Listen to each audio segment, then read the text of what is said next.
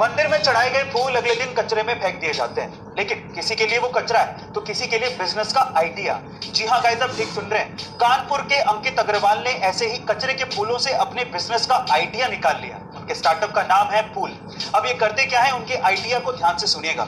सबसे पहले तो मंदिर में चढ़ाए गए फूल जो कि अगले दिन कचरे में फेंक दिए जाते हैं, उनको ये लोग इकट्ठा करते हैं और उसके बाद उन्हें प्रोसेस करने के बाद बहुत अच्छी क्वालिटी की अगरबत्ती और धूप बत्ती बनाई जाती है। अब ये आइडिया इतना फैंटास्टिक क्यों है? क्योंकि ये दो सॉल्यूशन देता है। पहला तो फूलों का कचरा कम हो गया है और दूसरा उसी से ही एम्प्लॉयमेंट जनरेट हो रहा है। गाइस, आपको ये स्टार्टअप आइडिया कैसा लगा? बहुत बड़ी ब्यूटी क्रीम बनाने वाली कंपनी ने अप्रोच किया और उनके क्रीम के प्रचार के लिए करोड़ों रुपए का ऑफर दिया, लेकिन उस साउथ की फेमस एक्ट्रेस ने ये कहते हुए मना कर दिया कि इंसान की असली खूबसूरती उसका असली चेहरा होता है जिस रंग के साथ वो पैदा हुआ है।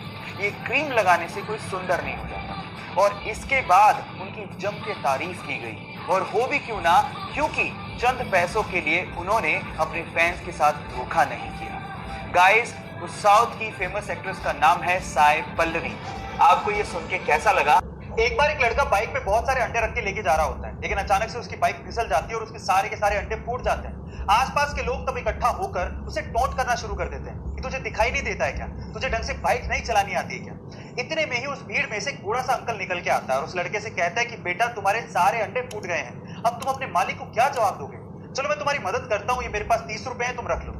उस बूढ़े अंकल को देखकर आसपास के बाकी लोग भी उस लड़के की मदद करने को आगे आते हैं और थोड़ा थोड़ा पैसा देते हैं। इतने में उसके पास अंडे जितने फूटे थे उतने पैसे इकट्ठे हो जाते हैं और वो बाइक पे तब जाने वाला होता है। इतने में ही पीछे से कुछ लोग उसको बोलते हैं कि तुम बहुत लकी हो, अगर वो बूढ़ा अंकल ना होता तो तुम्हारा आज क्या होता? तो फिर वो लड़का जो कहता है वो आप लोगों को सुनना चाहिए। वो लड़का कहता है कि वो बूढ़ा अंकल ही मेरा मालिक था। मुंबई में रहने वाले एक 13 साल के लड़के का अगले दिन मैथ्स का एग्जाम था। जब बुक ढूंढने गया तो पता लगा कि गलती से उसकी बुक मुंबई में रहने वाले अंकल के घर पे रह गई है। तो उसने पापा को कॉल किया और कहा कि क्या आप किसी लड़के को भिजवा कर बुक मंगवा देंगे? तो पापा ने कहा ये पॉसिबल नहीं है, सब बिजी है। तो फिर उसने कहा कि क्यों ना अंकल को कह दें आप कि वो कुरियर करवा दें। तो पापा हंसने लगे कि पहली बात तो सेम डे कोई कुरियर देगा नहीं, और अगर देगा भी तो बहुत ज्यादा चार्ज करेगा, जितने में तो तुम बुक खरीद लोगे। तो इसी प्रॉब्लम का सॉल्यूशन उसके दिमाग में आया। उसने सोचा कि क्यों ना एक स्टार्टअप शुरू किया जाए जो कि सेम डे पिकअप करे और सेम डे डिलीवरी करे, और वो भी कम चार्जेस में। 8 महीने की मेहनत के बाद उसने कंपनी शुरू की और देखते ही देखते वो कंपनी करोड़ों की कंपनी बन गई। Yes, I am talking about papers and parcels, and उस 13 साल के लड़के का नाम है तिलक मेहता। गाइस, यहाँ सीखने लायक बात यह है कि आइडियाज कभी भी उम्र के मोहताज नहीं होते। पीने के पानी को बोतल में पैक करके बेचना आज के टाइम पे कोई बड़ी बात नहीं है और हम लोग खरीद भी रहे हैं, पर आप ये भी सोचिए कि पानी तो फ्री का नेचुरल रिसोर्स था, फ्री में मिलता था।